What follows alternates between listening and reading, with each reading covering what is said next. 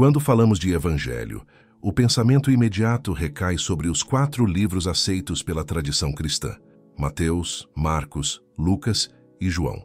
Eles se tornaram, ao longo dos séculos, a narrativa oficial sobre a vida, a morte e a ressurreição de Jesus.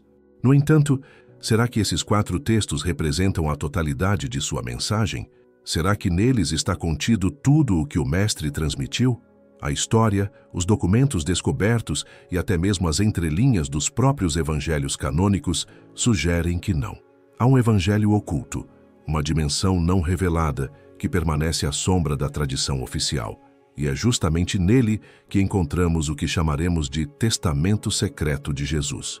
Para compreender isso, precisamos lembrar que os 4 evangelhos que hoje compõem o Novo Testamento foram escolhidos em um processo de seleção marcado por disputas teológicas e políticas. Havia muitos outros escritos circulando nas comunidades cristãs primitivas. Evangelhos atribuídos a Tomé, Filipe, Maria Madalena, Tiago e até Judas. Esses textos, conhecidos como apócrifos ou gnósticos, traziam uma visão diferente, mais espiritual e simbólica da mensagem de Cristo. Enquanto os evangelhos oficiais focavam no aspecto histórico e na narrativa dos fatos, esses outros escritos falavam de mistérios interiores, do despertar da consciência e da revelação da luz divina no ser humano. Se observarmos com atenção, os evangelhos canônicos não escondem que houve ensinamentos particulares. Jesus frequentemente dizia que falava em parábolas para as multidões, mas revelava os segredos do reino apenas aos discípulos mais próximos.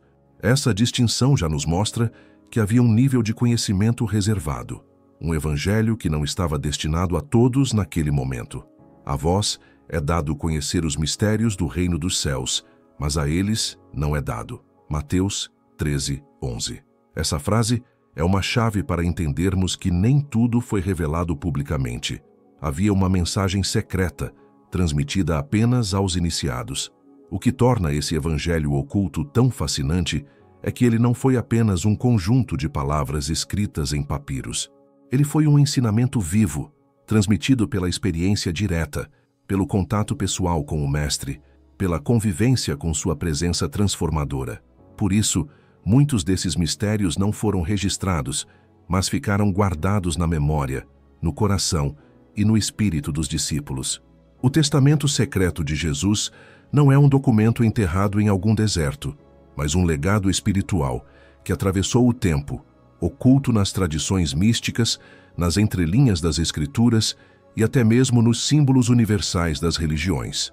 Com o passar dos séculos, a Igreja institucional, buscando unidade e poder, sufocou grande parte desses ensinamentos paralelos.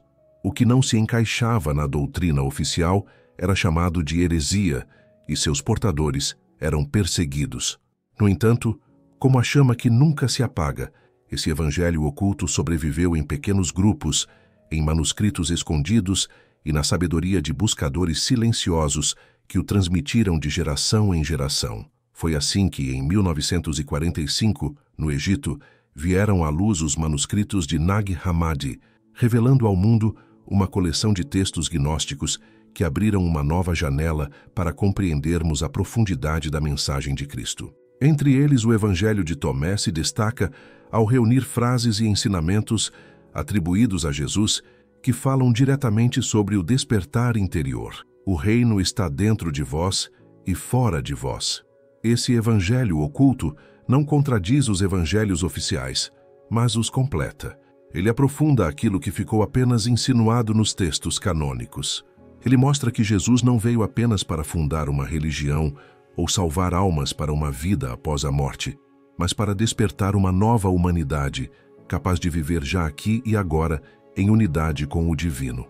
O testamento secreto não é uma mensagem de medo, condenação ou obediência cega, mas uma revelação de liberdade, de consciência expandida e de amor que transcende todas as fronteiras.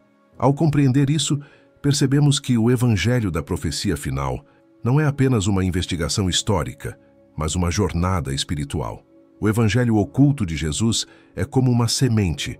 Ela foi plantada há 2000 anos, mas só floresceria quando a humanidade estivesse pronta para recebê-la plenamente. Talvez seja esse o tempo que vivemos.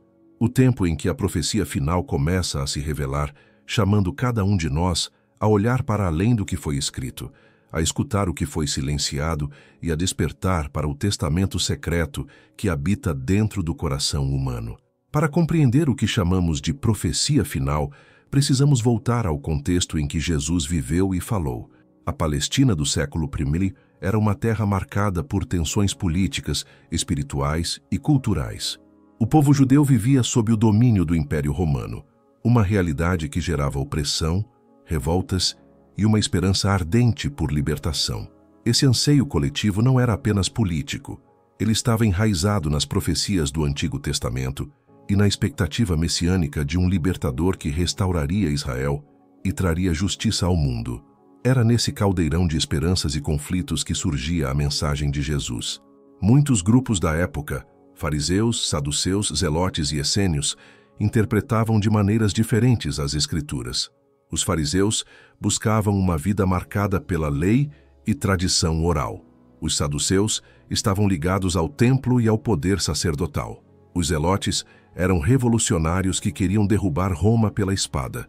Já os essênios, comunidade mística e retirada, aguardavam um Messias purificador que viria do deserto. Cada facção, à sua maneira, aguardava um fim dos tempos e a manifestação de Deus em sua história. Nesse ambiente saturado de profecias, qualquer palavra de um pregador carismático ganhava um peso apocalíptico. Jesus surge como um mestre que reconhece a sede do povo por libertação, mas aponta para um caminho diferente. Ele não rejeita a tradição profética, mas a amplia, levando-a para além das expectativas políticas e religiosas. Quando fala do reino de Deus, não o limita a uma restauração nacional ou a uma vitória militar contra Roma. Ele revela um reino que já está presente, que habita dentro das pessoas, que não depende de estruturas externas, mas de uma transformação interior. Esse é o primeiro ponto crucial para entendermos as raízes da profecia final. Ela nasce em meio a expectativas de guerra e poder, mas se apresenta como um chamado à paz, ao despertar da consciência e à renovação espiritual. As palavras de Jesus dialogam com os profetas do Antigo Testamento. Isaías havia falado de um novo céu e uma nova terra. Jeremias anunciou uma nova aliança escrita nos corações. Ezequiel descreveu a vinda de um espírito que renovaria a humanidade. Essas vozes ecoavam no imaginário de seu tempo. Mas Jesus vai além. Ele não apenas repete essas promessas, ele as encarna. Ele se coloca como o cumprimento vivo das profecias, mas não da forma esperada. Não como um rei terreno coroado, mas como um mestre que revela mistérios ocultos e desafia os dogmas da religião oficial. O que podemos chamar de testamento secreto começa a aparecer justamente aqui. Jesus fala em parábolas, utiliza símbolos como o trigo, a videira, a luz, o pão, a água viva, imagens que escondem camadas de sentido. Ao mesmo tempo, ele anuncia que haverá um futuro em que tudo o que está oculto será revelado e em que a verdade será proclamada dos telhados. Ou seja, há uma dimensão profética em sua mensagem que não se esgotou em sua época, mas aponta para gerações futuras. Ele sabia que seu ensinamento não seria compreendido plenamente por aquela sociedade e, por isso, deixou sementes que germinariam no tempo certo. Outro elemento das raízes da profecia final está na expectativa apocalíptica. Muitos esperavam o fim do mundo como um cataclismo cósmico. Jesus, porém, fala de um fim dos tempos, que não é destruição da criação, mas transformação da consciência humana. Quando fala de novos céus e nova terra, não está apenas anunciando uma mudança externa, mas o nascimento de uma nova forma de existir, uma nova humanidade capaz de viver em comunhão com o divino. Essa é a grande chave. A profecia final não é apenas sobre o que vai acontecer no mundo, mas sobre o que deve acontecer dentro de cada ser humano. Os sinais descritos nos evangelhos, guerras, rumores de guerras, falsos profetas, o esfriamento do amor, podem ser lidos não apenas como eventos históricos, mas como metáforas dos estados de consciência. A humanidade, ao longo dos séculos, passaria por crises, colapsos e transformações, até estar pronta para despertar para o que Jesus realmente quis dizer. Nesse sentido, as raízes da profecia estão no entrelaçamento entre história e espírito, entre eventos concretos e realidades interiores. Também é importante lembrar que Jesus não estava sozinho. Muitos dos apócrifos mostram que ele partilhava visões mais profundas com alguns discípulos, como Maria Madalena, João e Tomé. É nesse círculo íntimo que a dimensão da profecia final aparece de forma mais clara, não como a previsão de um desastre inevitável, mas como a promessa de uma nova etapa da humanidade, em que cada pessoa se tornaria portadora da luz crística. Essa é a herança que ele deixou não apenas para os primeiros cristãos, mas para todos os que viriam depois. Assim, ao olharmos para as raízes da profecia final, percebemos que ela se conecta tanto à história do povo judeu quanto à história da humanidade como um todo. Ela nasce do sofrimento de um povo oprimido, mas aponta para a libertação de toda a criação. Ela emerge de um tempo de conflitos, mas anuncia uma paz interior e universal. E, sobretudo, ela revela que a verdadeira profecia não é sobre datas e acontecimentos externos, mas sobre o despertar de uma nova consciência, a consciência crística, que já estava plantada no coração humano desde o princípio. Entre as muitas frases atribuídas a Jesus, uma delas ecoa como um segredo que, por séculos, esteve diante dos olhos da humanidade, mas raramente foi compreendido em sua profundidade. O reino de Deus está dentro de vós. Lucas 17:21. Essa afirmação, aparentemente simples, é uma das chaves mais poderosas para entendermos o que chamamos de Evangelho da profecia final. Pois, ao contrário da expectativa coletiva de um reino externo, político ou celestial localizado em algum lugar distante, Jesus apontava para uma realidade interior, já presente no coração humano. A tradição judaica da época, marcada pela lei e pelo templo, colocava a presença de Deus em espaços específicos, no Santo dos Santos, nos rituais, nas práticas coletivas. O povo esperava que o reino de Deus se manifestasse como uma intervenção direta na história, restaurando a glória de Israel e destruindo seus inimigos. Mas Jesus subverteu essa lógica. Ele ensinou que o reino não estava aqui ou ali, não dependia de muros, tronos ou fronteiras. O reino, segundo ele, já habitava silenciosamente dentro de cada ser humano, aguardando ser despertado. Essa ideia, no entanto, era radical demais para ser aceita plenamente em seu tempo. Afinal, se o reino está dentro de cada um, o poder religioso e político perde seu monopólio sobre a relação com o divino. Não há necessidade de intermediários absolutos nem de templos de pedra, pois o verdadeiro templo é o corpo e a alma humana. É aqui que reside o que chamamos de chave perdida, um ensinamento que foi reduzido à metáfora ou esquecido em meio aos dogmas, mas que contém a essência da mensagem de Cristo. As parábolas de Jesus reforçam essa visão. Quando ele fala da semente de mostarda, do fermento que leveda toda a massa, do tesouro escondido no campo ou da pérola de grande valor, está nos mostrando que o reino não chega de forma espetacular, mas cresce em silêncio, dentro de nós. É um processo de transformação interior, de expansão da consciência, que leva o ser humano a reconhecer sua unidade com o divino. O reino, portanto, não é um evento futuro a ser aguardado com medo ou ansiedade, mas uma realidade presente que pode ser vivida agora. Esse ensinamento também dialoga com tradições espirituais de diferentes culturas. Os essênios, contemporâneos de Jesus, falavam da pureza interior como preparação para a vinda de Deus. O budismo já havia ensinado sobre a iluminação como descoberta do Buda interior. As tradições herméticas falavam da centelha divina presente em cada alma. Jesus, ao dizer que o reino está dentro, revelava uma verdade universal. O divino não está fora de nós, mas é nossa própria essência desperta. No entanto, essa chave foi em grande parte perdida ao longo dos séculos. A igreja institucional, ao construir sistemas de poder, muitas vezes desviou o olhar dos fiéis para fora, para rituais, dogmas e hierarquias, reforçando a dependência da mediação clerical. O reino interior, que exigia responsabilidade pessoal e autoconhecimento, foi substituído pela promessa de um céu futuro condicionado à obediência externa. O testamento secreto de Jesus, contudo, permanece intacto para aqueles que ousam voltar-se para dentro e escutar a voz silenciosa que fala no coração. Essa chave perdida é também a base da profecia final, pois se o reino está dentro, a transformação da humanidade não virá por decretos externos, mas pela soma de despertares individuais. Cada ser humano que descobre a presença divina em si mesmo acende uma chama que ilumina o coletivo.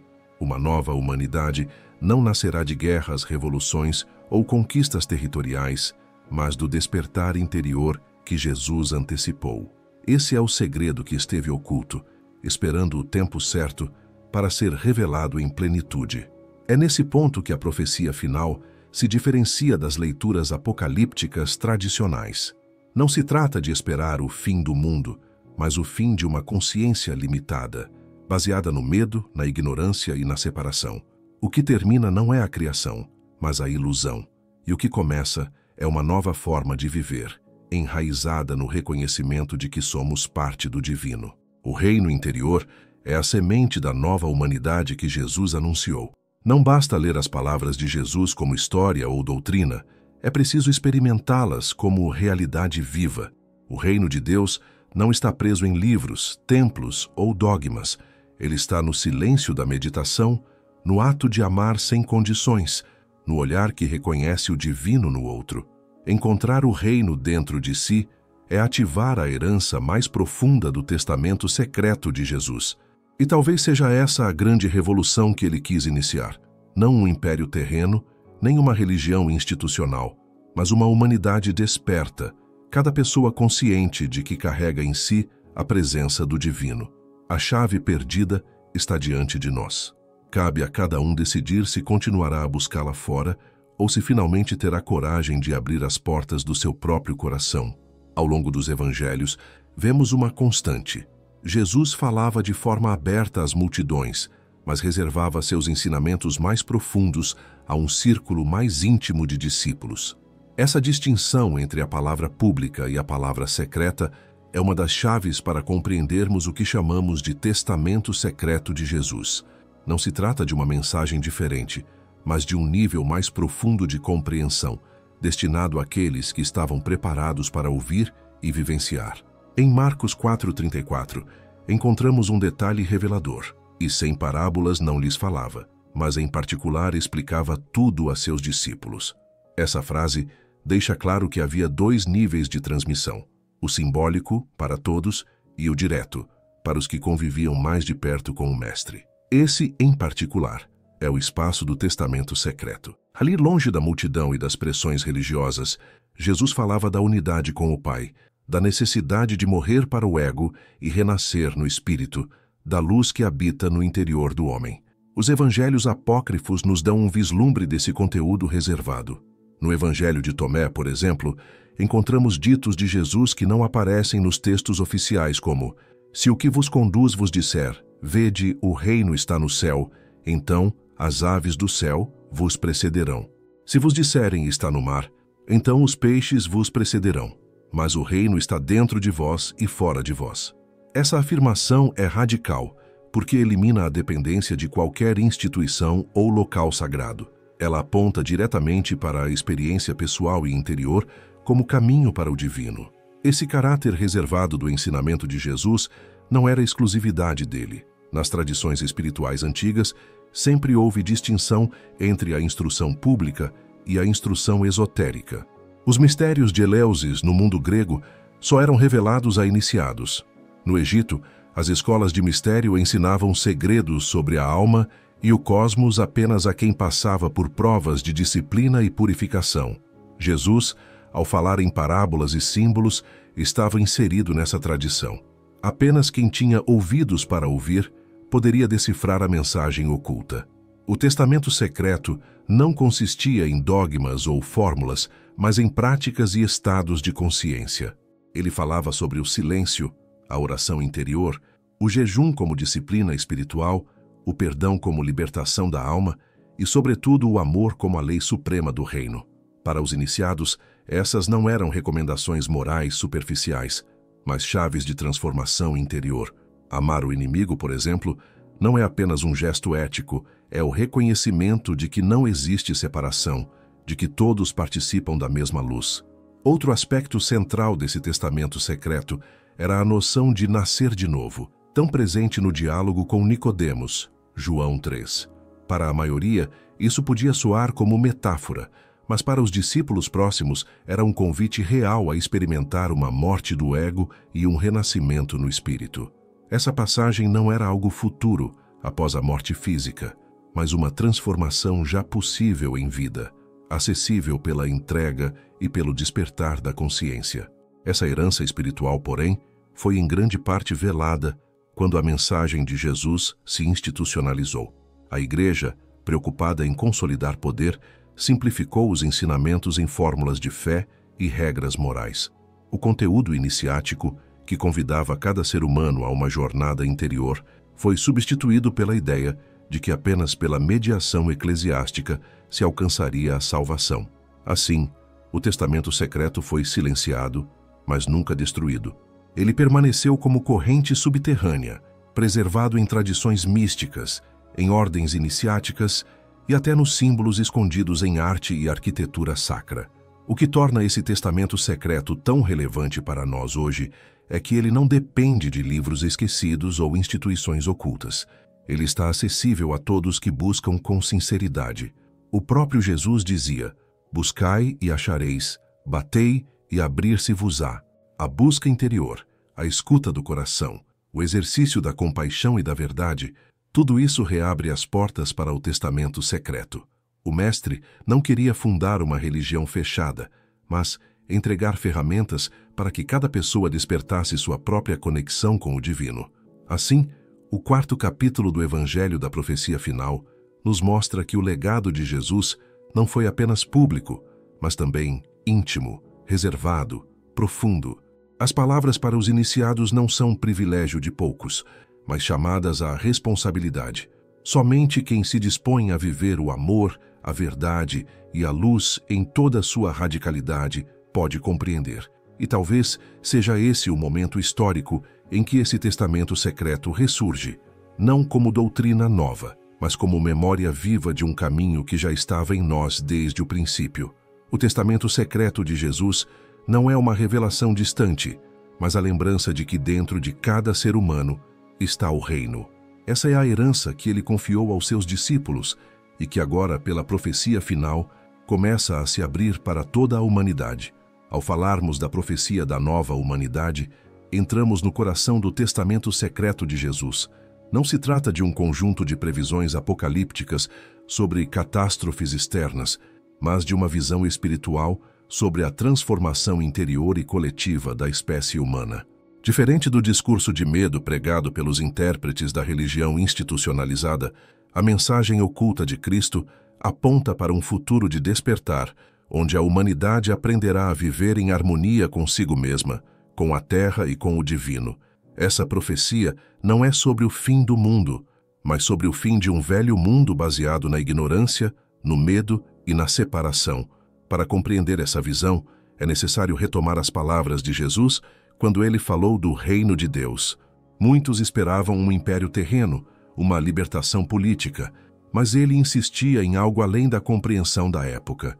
Esse reino não era construído por exércitos, nem sustentado por tronos, mas era o estado de consciência de uma humanidade reconciliada com sua origem divina. O testamento secreto mostra que Jesus via o ser humano não como pecador irredutível, mas como um potencial crístico em processo de despertar. A nova humanidade profetizada seria marcada pela superação das barreiras de raça, cultura e religião. No seu tempo, Jesus já rompeu com tabus ao dialogar com samaritanos, mulheres e estrangeiros. Ele já apontava para um futuro em que a identidade espiritual teria mais valor que qualquer rótulo terreno. Nesse sentido, a profecia final revela uma sociedade em que o ser humano não é mais definido por hierarquias de poder, mas pela capacidade de amar e compartilhar a luz interior. Essa transformação, no entanto, não seria repentina. Jesus falava de sementes e colheitas, mostrando que tudo no reino segue o ritmo da natureza. A nova humanidade seria fruto de um processo, como o grão de mostarda que cresce silenciosamente até tornar-se árvore. A história humana, com suas quedas, guerras e reinos que se levantam e caem, faz parte desse processo de maturação. O que ele deixou como legado oculto é a certeza de que, apesar das sombras, a luz prevalecerá. A profecia também carrega um aviso. Se a humanidade se mantiver cega pela ganância, pelo egoísmo e pela violência, experimentará dores como parteiras desse novo nascimento. As crises, as injustiças e os colapsos sociais são sinais da transição entre o velho e o novo. Jesus, no seu testamento secreto, não falava de punição divina arbitrária, mas das consequências inevitáveis de uma vida desconectada da verdade. O sofrimento coletivo seria, então, o chamado ao despertar, não um castigo, mas uma oportunidade. Outro ponto central da profecia da nova humanidade é a consciência de unidade. Para Jesus, a relação com o Pai era a chave de uma vida plena. Ele dizia: "Eu e o Pai somos um", e ensinava que todos poderiam chegar a essa mesma experiência. A nova humanidade seria formada por homens e mulheres capazes de perceber que não estão separados de Deus, nem uns dos outros, mas fazem parte de um único corpo de luz. Essa visão rompe com a lógica da dominação e inaugura a cultura da fraternidade universal. Do ponto de vista espiritual, essa profecia significa que cada ser humano pode manifestar a consciência crística. Jesus não queria ser adorado como ídolo distante, mas servir como exemplo de que é possível viver alinhado à vontade divina. O testamento oculto aponta para esse destino coletivo, uma geração que não mais busca fora, mas reconhece dentro de si a centelha eterna. A nova humanidade não precisa esperar um Salvador externo, porque será o Cristo coletivo, uma comunidade desperta. Na prática, isso se traduz em valores concretos: compaixão, serviço, justiça, respeito pela terra, partilha dos recursos e cooperação em vez de competição. Esses princípios, rejeitados por impérios e elites que preferem manter privilégios, compõem o núcleo da profecia final.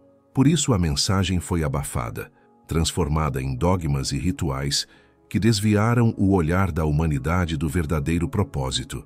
Ainda assim, a profecia permaneceu como uma chama acesa, esperando o tempo certo para se revelar. O mais impressionante é que muitos sinais descritos por Jesus em suas parábolas e discursos sobre o futuro parecem dialogar com os nossos dias. Ele falava de um tempo em que a mentira seria tão difundida que poucos reconheceriam a verdade, de um mundo agitado por guerras e desastres, de corações esfriados pelo medo. Tudo isso não como fim absoluto, mas como prenúncio da aurora de um novo ciclo. Nesse sentido, nossa geração pode ser a chamada geração da profecia final. Jesus falava frequentemente em termos de nascimento e renascimento. Em verdade vos digo que se alguém não nascer de novo, não pode ver o reino de Deus. João 3:3. Essa metáfora, que tanto intrigou Nicodemos, é um convite ao despertar espiritual.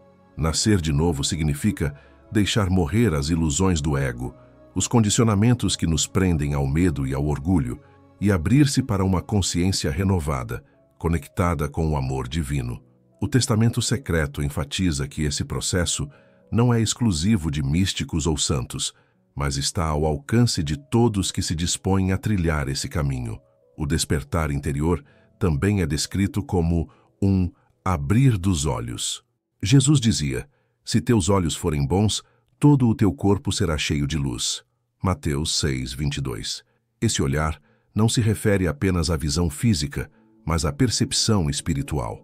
Ter olhos bons significa enxergar além da superfície, perceber a realidade em sua essência, sem os filtros da ganância, da inveja e do julgamento. É a capacidade de reconhecer a centelha divina nos outros e em nós mesmos. Esse ver é um ato de amor e de compaixão, e é por isso que o despertar não pode ser separado da prática da caridade e do serviço ao próximo. Nos evangelhos apócrifos, essa ideia aparece de forma ainda mais clara. O Evangelho de Tomé registra Jesus dizendo: "O reino está dentro de vós e está fora de vós. Quando vos conhecerdes, então sereis conhecidos, e sabereis que sois filhos do Pai vivo. Mas, se não vos conhecerdes, estareis na pobreza, e vós sois a pobreza." Aqui o autoconhecimento é a chave do despertar. Não basta conhecer doutrinas externas. É preciso mergulhar no próprio ser e reconhecer a presença da vida eterna que nos habita. Esse caminho, porém, não é simples. Exige disciplina, silêncio interior e coragem para enfrentar as sombras que carregamos. O ego resiste, pois teme perder sua ilusão de controle. É nesse ponto que Jesus se apresenta como guia e exemplo. Ele próprio enfrentou tentações, dores e incompreensões, mostrando que o despertar não é uma fuga do mundo, mas um enfrentamento transformador da realidade. Na cruz, ele demonstrou a entrega suprema, que é também a libertação do apego ao eu limitado. Do ponto de vista prático, o despertar pode ser cultivado através de 3 movimentos: contemplação, compaixão e ação consciente. A contemplação abre espaço para ouvir a voz interior, que fala mais alto no silêncio. A compaixão dissolve as barreiras entre nós e os outros, permitindo que a luz se expanda em gestos concretos de amor. E a ação consciente nos ensina a viver no presente, despertos para cada instante, sem nos perdermos em culpas do passado ou ansiedades do futuro. No Testamento Secreto, Jesus aponta que a verdadeira revolução não viria de fora, mas do interior de cada ser humano desperto. Uma humanidade renovada não se constrói com armas ou sistemas de dominação, mas com homens e mulheres que, iluminados por dentro, transformam suas relações, suas escolhas e sua visão do mundo. Esse despertar é, portanto, tanto individual quanto coletivo. Quando um desperta, abre caminho para que outros despertem também.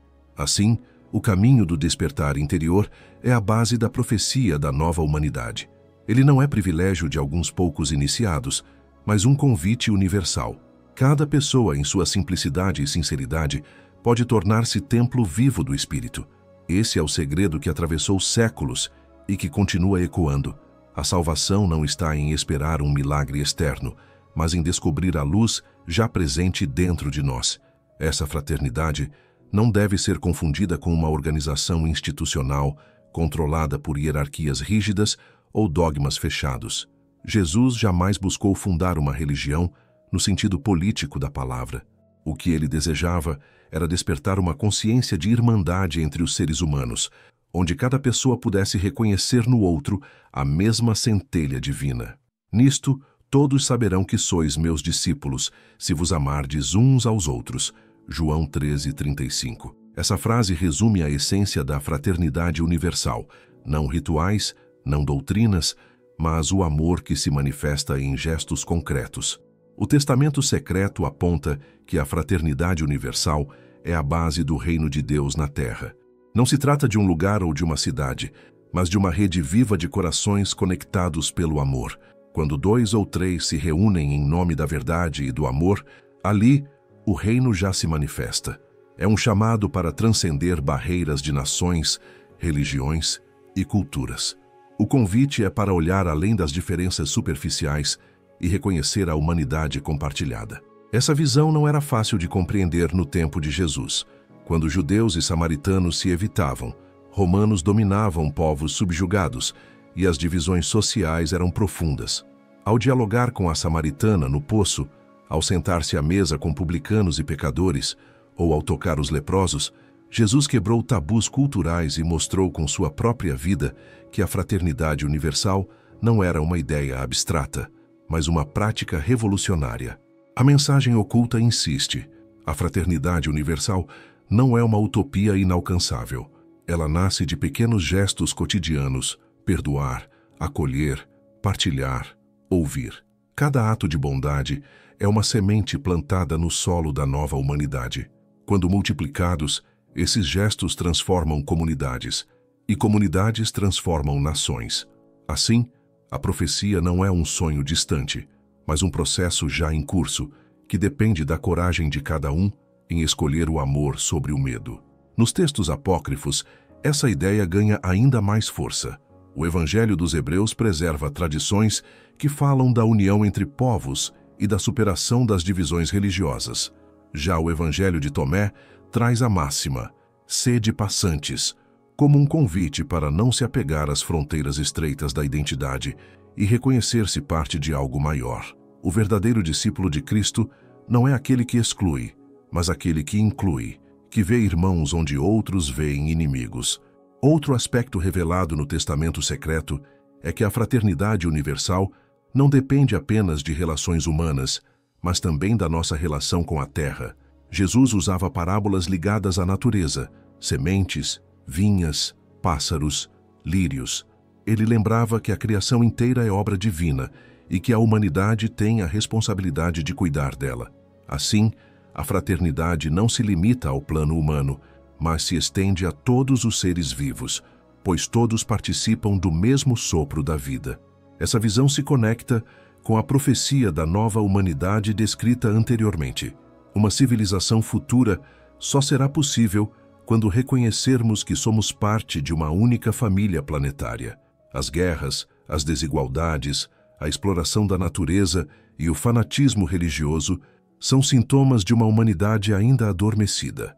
Mas quando a consciência do despertar se expandir, o que florescerá será uma cultura de paz e de respeito mútuo. Portanto, o capítulo da Fraternidade Universal é um chamado urgente. Não basta despertar sozinho, é preciso estender a mão e caminhar juntos. A luz que se acende em um coração deve iluminar também os que estão à volta. O amor não pode ser retido, pois sua natureza é expansão. Quanto mais se dá, mais cresce. Jesus falava dessa luta em parábolas e metáforas.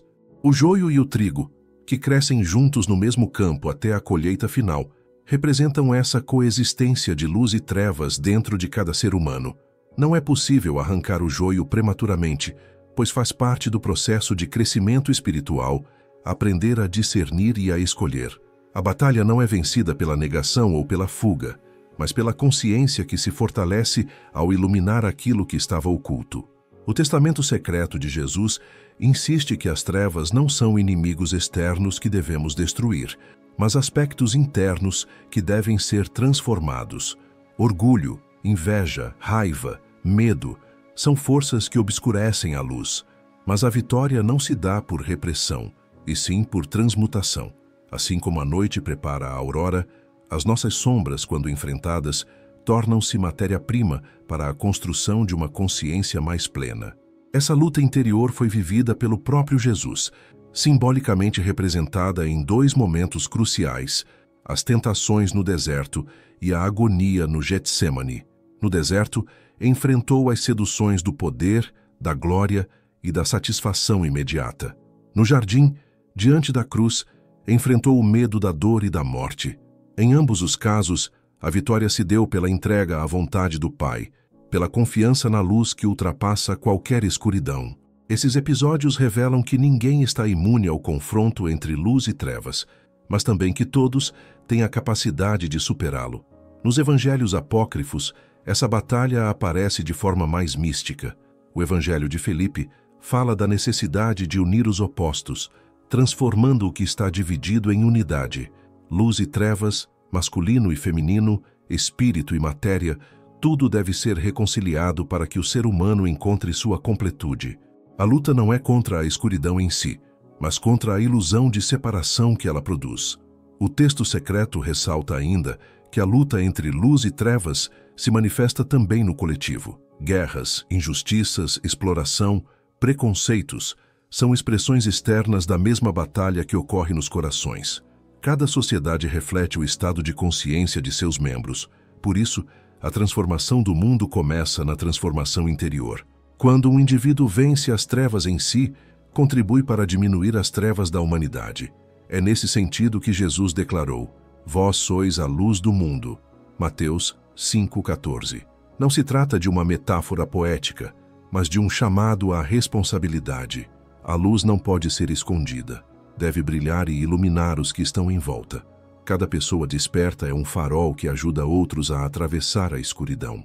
A luta contra as trevas não é vencida com armas, mas com a força da consciência, com a clareza que desvela a mentira e com o amor que dissolve o ódio. O capítulo adverte também contra a tentação de projetar as trevas apenas nos outros. É fácil ver os erros alheios e ignorar os próprios. O verdadeiro discípulo, porém, é aquele que primeiro reconhece a sombra em si, antes de apontar no irmão. Só assim é possível agir com humildade e misericórdia. A luta não é para criar novos julgamentos ou divisões, mas para gerar reconciliação e cura. Por fim, o testamento secreto revela que a vitória da luz já está assegurada. A escuridão pode parecer poderosa, mas é apenas ausência da luz. Basta uma centelha para dissipar a sombra. Essa certeza deve sustentar a fé da nova humanidade. A luta não termina na cruz, mas se consuma na ressurreição, onde a luz da vida triunfa sobre a morte.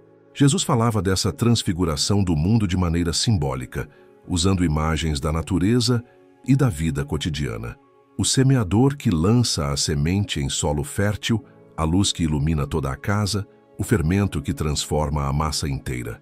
Cada metáfora revela que a nova terra não é construída com força externa, mas cultivada no coração humano e nas relações que estabelecemos com os outros e com o planeta.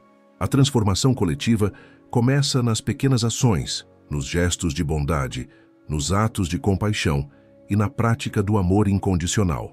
O testamento secreto enfatiza que a nova terra é marcada por equilíbrio, justiça e harmonia. Ela não será governada por tiranos, elites ou dogmas, mas pelo reconhecimento da dignidade de todos os seres. As estruturas sociais que se baseiam na exploração, na competição desenfreada e na desigualdade gradualmente cedem lugar a comunidades conscientes, onde cada indivíduo se vê como parte de um todo interconectado. A profecia de Jesus indica que esta realidade não depende de milagres externos, mas da transformação do coração humano e da tomada de responsabilidade pessoal pelo bem coletivo. A nova terra também implica uma reconciliação com a natureza. Jesus frequentemente utilizava elementos naturais em suas parábolas, rios, árvores, pássaros, para ilustrar princípios espirituais. Essa intimidade com a criação revela que a transfiguração do mundo inclui o respeito e a preservação da vida em todas as suas formas. Uma sociedade verdadeiramente desperta compreende que a terra é sagrada e que o abuso dos recursos naturais e a destruição ambiental são reflexos da ignorância e da desconexão espiritual. O equilíbrio ecológico torna-se, portanto, inseparável do despertar interior. Além disso, a nova terra é caracterizada pelo florescimento da fraternidade universal.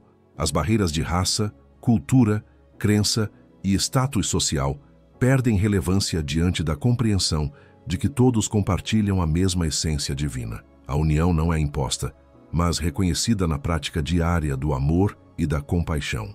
O testamento secreto revela que quando a humanidade começar a viver de acordo com esses princípios, a guerra, a injustiça e a opressão se tornarão anomalias e não regras da existência.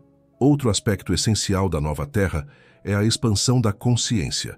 A sociedade não é apenas pacífica, mas vibrante, criativa, iluminada pela presença de cada indivíduo desperto. As artes, a ciência e a espiritualidade florescem em harmonia, guiadas não pelo lucro ou pelo poder, mas pelo desejo de manifestar beleza, verdade e sabedoria. As tecnologias são usadas para servir à vida e ao bem-estar coletivo, e não para exploração ou destruição. A luz que brilha em cada coração desperto transforma o mundo em um reflexo da divindade que habita em nós. O capítulo também alerta que a nova terra não será imediata. Assim como o reino de Deus cresce como semente, a transformação do planeta exige tempo, paciência e perseverança. Os desafios, os conflitos e as crises são parte do processo de purificação, preparando o solo para que a luz possa florescer plenamente. A profecia não é fatalista, ela oferece esperança, mas também responsabilidade. Cada ato de consciência contribui para acelerar ou atrasar a manifestação desse mundo transfigurado. Finalmente, a nova terra é um convite à ação consciente e à fé viva. Jesus não nos deixou para esperar passivamente. Ele nos orientou a semear a luz, a viver em harmonia, a cultivar o amor e a justiça. O testamento secreto revela que o futuro não é uma dádiva concedida, mas uma conquista coletiva. O mundo transfigurado que ele profetizou é uma promessa que se cumpre no presente, a cada coração desperto que escolhe viver segundo a verdade, a compaixão e a fraternidade. Jesus falava dessa transfiguração do mundo de maneira simbólica, usando imagens da natureza e da vida cotidiana. O semeador que lança a semente em solo fértil, a luz que ilumina toda a casa, o fermento que transforma a massa inteira.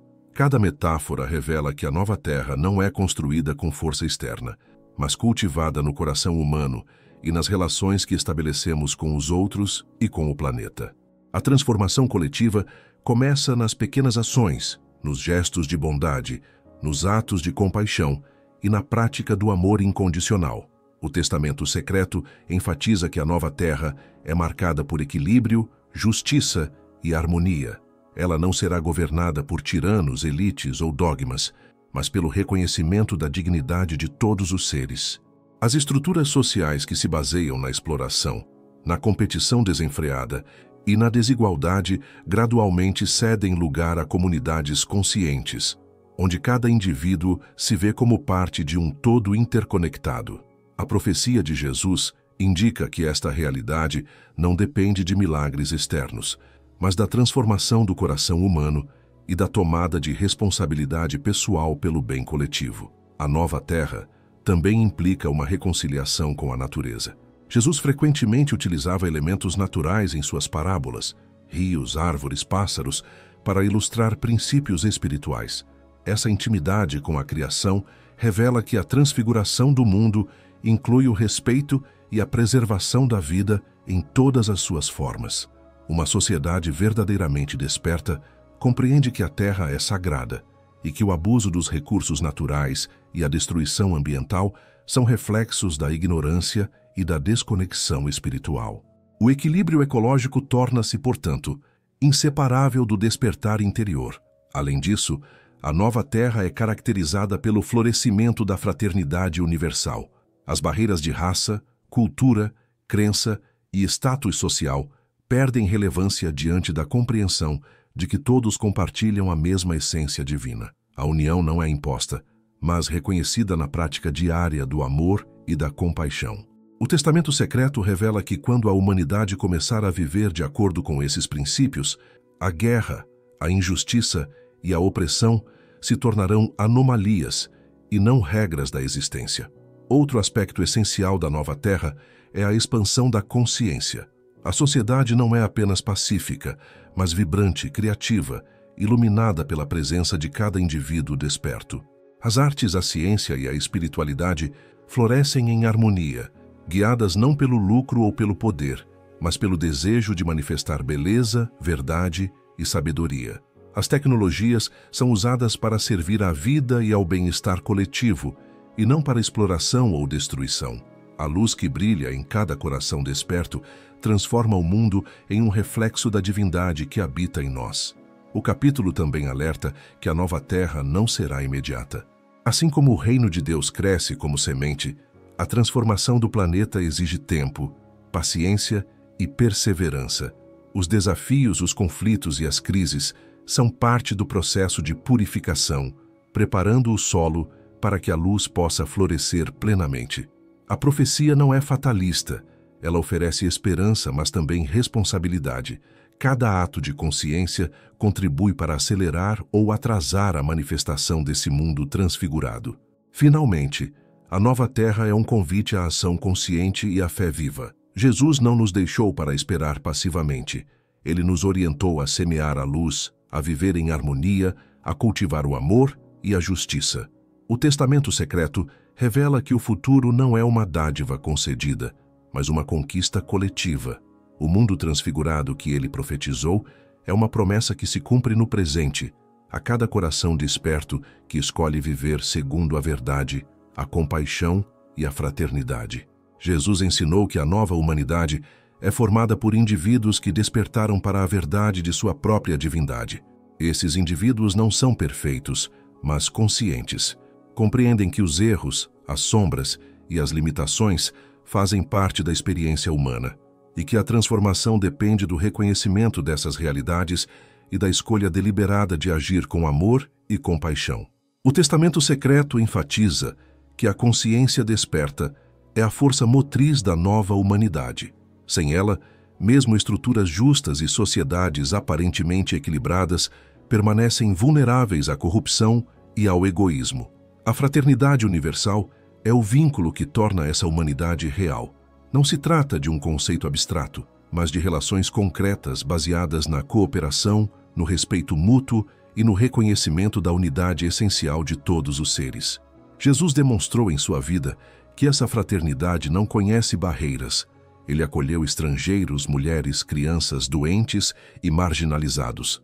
O Testamento Secreto afirma que a nova humanidade só é possível quando cada pessoa reconhece a dignidade e a luz do outro e atua de acordo com essa percepção. Outro elemento crucial é a integração da luz e da sombra. A nova humanidade não ignora os desafios internos, mas os transforma. Cada conflito, medo ou dor se torna oportunidade de aprendizado e expansão da consciência. Assim como Jesus enfrentou tentações e sofrimentos, cada ser humano desperto aprende a transmutar as trevas em luz, a desarmar o ódio com perdão e a superar a ignorância com sabedoria. Esse processo contínuo de purificação e crescimento é a essência da evolução espiritual coletiva. No plano coletivo, a nova humanidade se manifesta em sociedades que priorizam a vida, a justiça e a harmonia. As estruturas sociais, políticas e econômicas são orientadas pelo bem-estar de todos e não pelo lucro ou pelo poder de poucos.